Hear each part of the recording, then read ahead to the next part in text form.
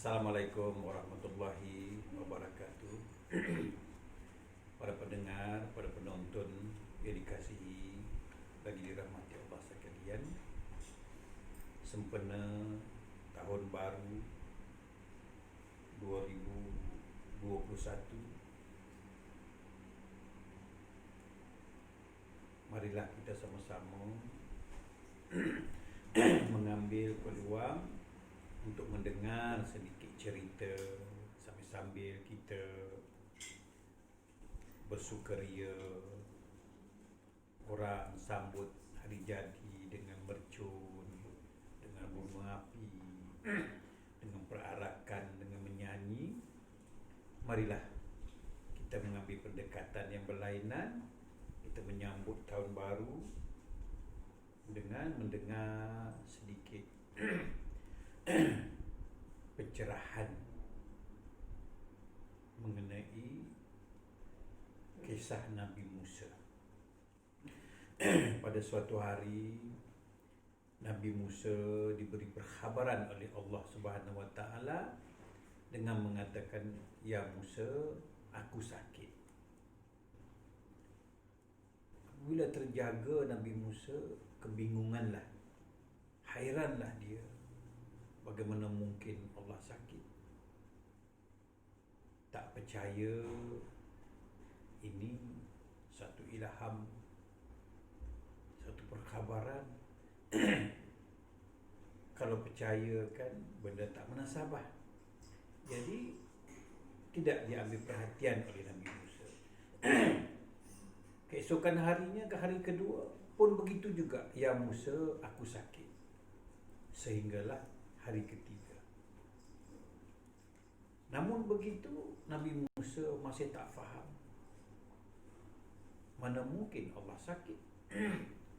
Allah Maha Sempurna. Kemudian Allah memberi perkabaran, "Ya Musa, di sebelah rumah engkau itu ada orang sakit. Seandainya kamu pergi melihat, pergi menziarah, pergi tengok orang sakit, seumpama kamu melihat, seumpama kamu menziarah aku sakit." Itulah maksudnya perkabaran Allah, "Ya Musa, aku sakit. Ya Musa, aku sakit." Jadi Musa tak faham apa maksud Allah. Lalu Allah memberi perkhabaran sendiri kepada Nabi Musa, "Ya Musa, di sebelah rumah engkau itu ada orang sakit.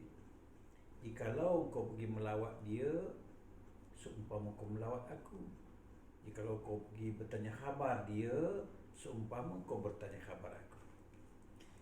Jadi itu sajalah hadis yang kita baca. Namun bagi kita pengkaji ilmu hakikat, kita tidak terhenti di situ. Kita selam lagi, kita dalami lagi, kita korek lagi, kita gali lagi. Apa maksud cerita itu? Lalu dengan bimbingan guru-guru kita terdahulu menceritakan kepada kita, dan kita pula sampaikan pula kepada orang.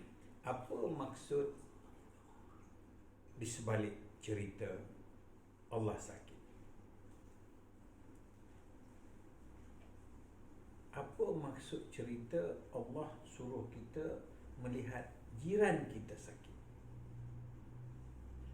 Maksudnya di sini Allah mengajar kepada kita, jikalau kita hendak berbuat baik kepada Allah, seumpamanya kita nak sedekah duit kepada Allah, Allah sudah kaya, maha kaya. Allah nak buat apa ke duit? Dia sudah kaya. Jikalau kita nak buat kebaikan kepada Allah, buat apa? Buat kebaikan kepada Allah. Allah sudah sempurna. Jadi bagaimana kita nak pamerkan akan kebaikan kita iaitu dengan menzahirkan kebaikan kita kepada orang lain. Itu makanya barang siapa melawat orang sakit seumpama kau melawat aku sakit. Jadi kebaikan kita itu kita salurkan, kita sampaikan kepada sesama makhluk. Kalau nak bantu, bantu makhluk. Kalau nak tolong, tolong makhluk. Kalau nak sedekah, sedekah kepada makhluk. Kita tak perlu sedekah kepada Allah. Allah dah kaya. Itulah maksudnya, kita jika nak buat baik kepada orang. Kenapa? Kerana dengan buat baik kepada orang, seumpama buat baik kepada Allah. Bersedekah kepada orang, seumpama sedekah kepada Allah. Menolong orang, seumpama menolong Allah. Begitulah. Ya. Di sebalik cerita ini, marilah selepas pada ini, kita ringankan tangan, bantu-membantu, nasihat-menasihati. Ya, jika orang yang ada ilmu, mengajarlah kepada orang-orang yang tak ada ilmu.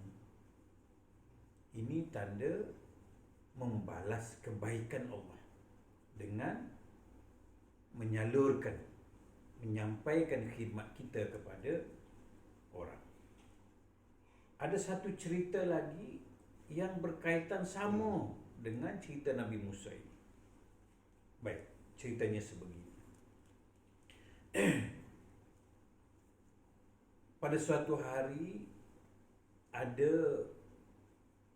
jiran sebelah menyebelah. Katanya yang jiran sebelah rumah ni dipanggil satu syekh, mungkin orang Arab mungkin. Tiap-tiap malam dia berdoa, ya Allah ya Tuhan, berikanlah aku duit 1,000 dinar.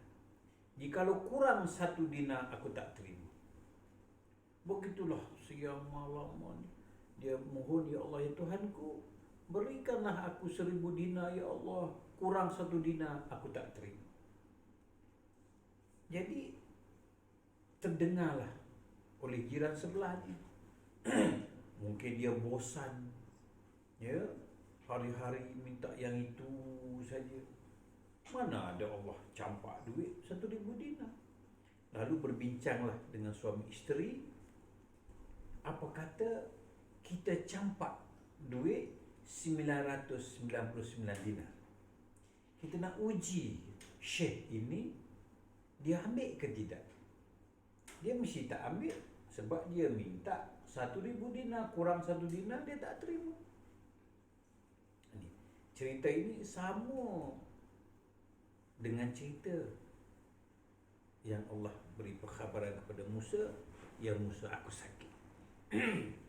Jadi sudah berbincang suami isteri, lalu setujulah, mari kita campak 999 dinar, kurang 1 dinar. Kita uji dia. Lalu kan rumahnya sebelah menyebelah, duduk berjiran, mungkin ada lubang kah zaman dulu, dicampakkan ke rumah sebelah. Jadi terperajaklah syekh itu, dibilangnya duit. Dibilang-bilang 999 dinar kurang 1 dinar 1,000. Dia ambil. Dia ambil. Lalu tak puas hatilah jiran sebelah. Pergi jumpa syekh ini.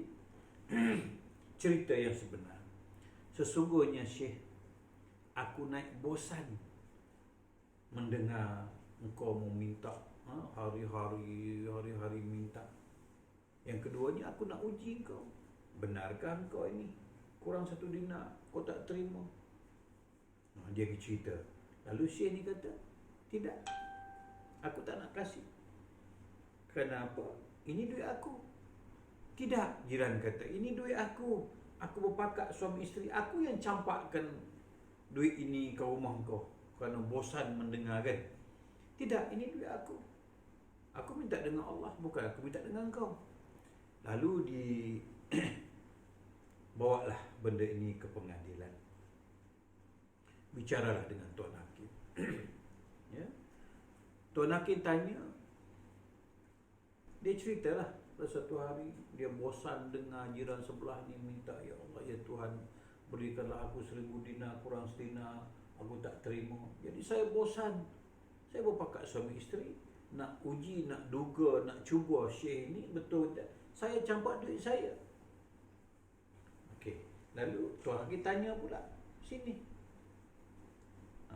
betulkah sebegitu?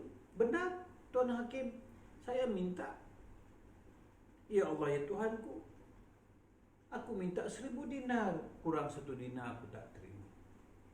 Jadi Tuan Hakim kata, kau minta 1000 dinar, sedangkan yang kau dapat 99, kenapa kau terima?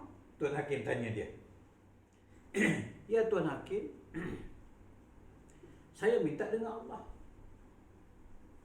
Macam mana cara kau minta? Tuan Hakim tanya. Lalu dia kata, ya Allah ya Tuhan, aku mohon 1000 dinar, 1 dinar aku tak terima. Betul, betul. Jadi saya minta dengan Allah, saya tak minta dengan orang sebelah. Jadi hakim pun ambil keputusan benar, dia minta dengan Allah. Sungguh pun begitu, Tuan Hakim kata kau minta dengan Allah benar. Tapi kenapa kau minta 1,000